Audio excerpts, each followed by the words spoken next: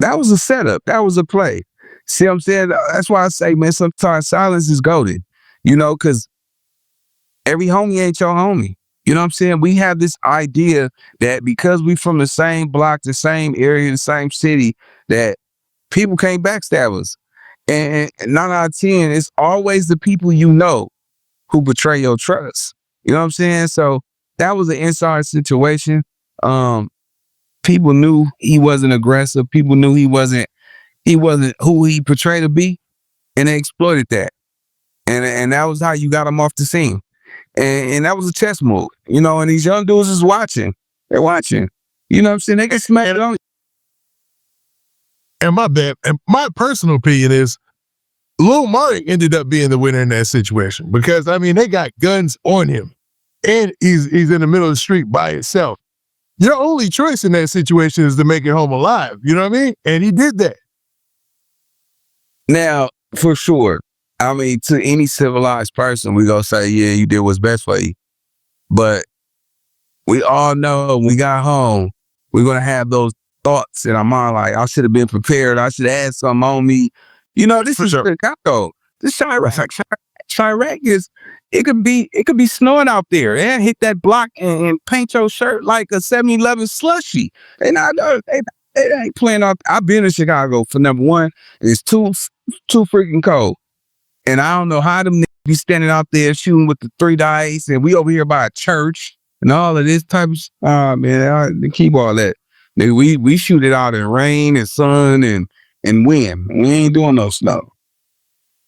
I agree with you on that. I can't stand that type of cold, man. It hurts the skin, you know what I mean? For real. Yeah. Black people ain't meant to be up there, you know what I mean?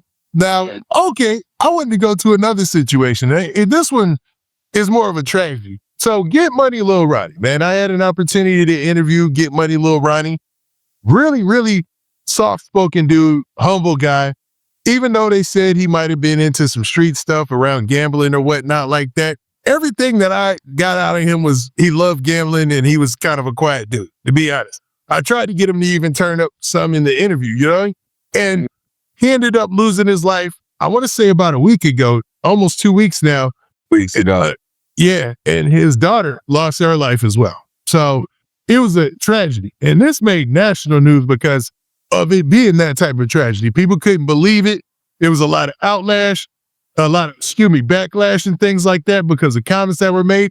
One person in particular that stood out and said something wild was Charleston White. Now, Charleston White is known to say some wild things from time to time, but in this situation, a lot of people felt like he went too far, but then he kind of came back and apologized and, try to set things straight. Now, from the gate, what did you think about this Get Money Lil Ronnie situation?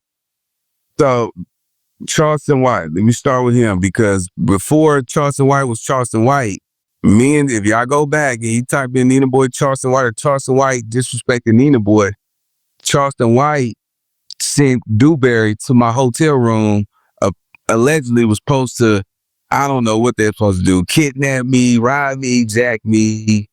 Charleston White, little scary ass, didn't do nothing about it. And Dewberry, I was at the Laugh Factory in Dallas, and I was at the Laugh Factory with Ali Sadiq, chilling, drinking, front seat, chopping up with him at the comedy show. And I get a video saying Anthony Dewberry was at I was at the Loft hotel.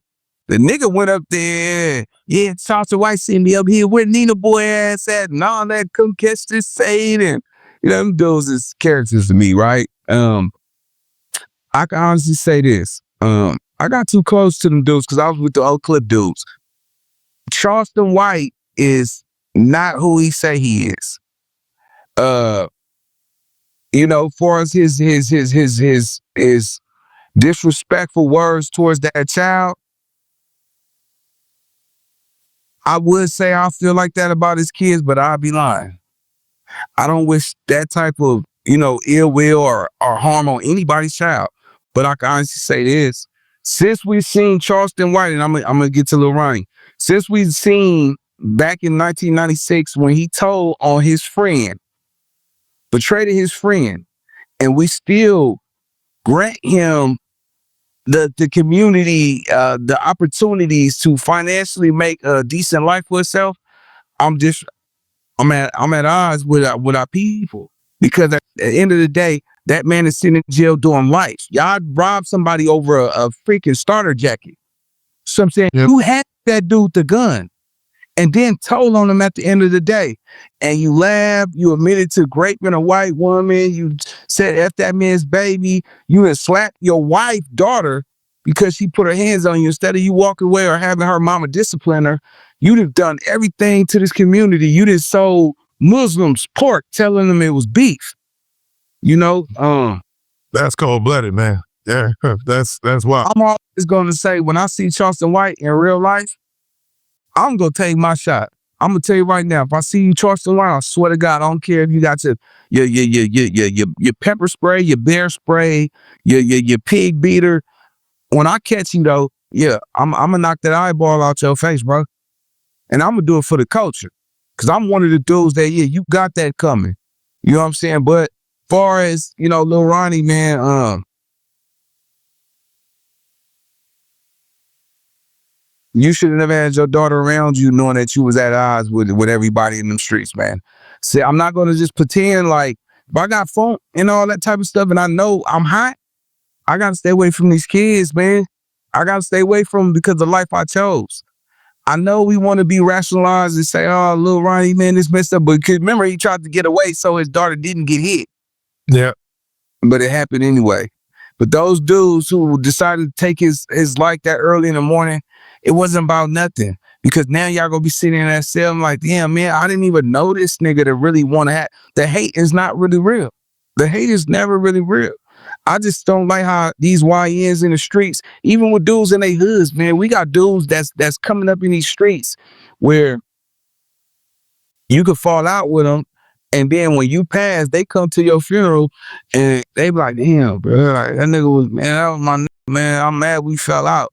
Now you mad that y'all had the animosity or the fallout, but you couldn't say, this ain't about nothing, bro. Like, I love you.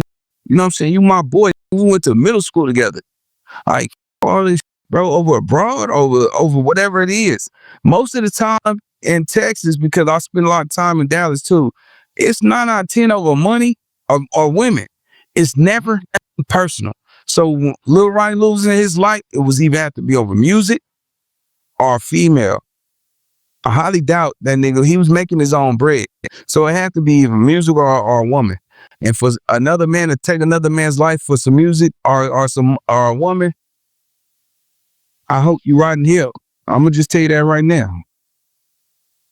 Nah, it's, man, I agree, man. This is it's a tragedy and a sad situation because, all right, there was a lot of debate about the fact that, the shooter's coming around the corner, just busting, recklessly, all willy-nilly, and then, hitting his daughter or whatnot and her losing her life.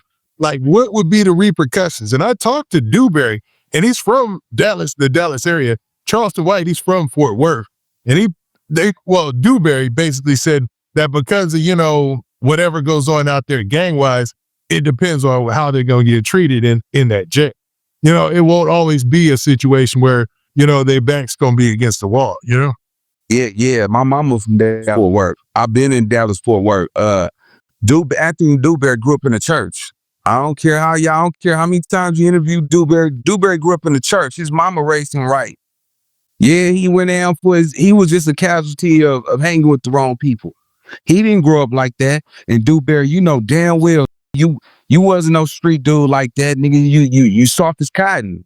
You know what I'm saying? Yeah, you still use baby wipes to wipe your ass. You ain't one of them. You just big for nothing. You know that. But back to this, how them Fort Worth dudes get down? They some real gang banging. They come behind that California gang banging. A lot of people don't know that. A lot of people don't know that. Out of Fort where they bang hard. See, a lot of people don't realize when they came out there in 78, 79, they was gang bang. They look, people came, gang banging was still fresh in Cali when people started migrating out there. Fort Worth had the hood first, and them dudes was dying out there. They was banging hard. They loved this cripping so much they was dying for it.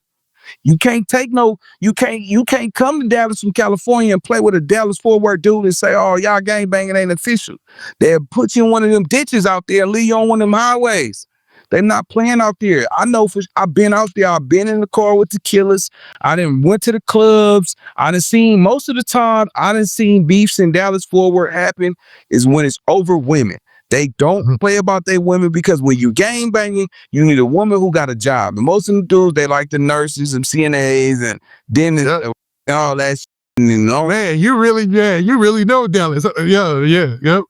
I've been out there, man, when and you know, it's crazy because Anthony Dewberry man, like, you know, he talk about my crip and like my crip ain't official, but you clearly ain't talked to the real killers in LA.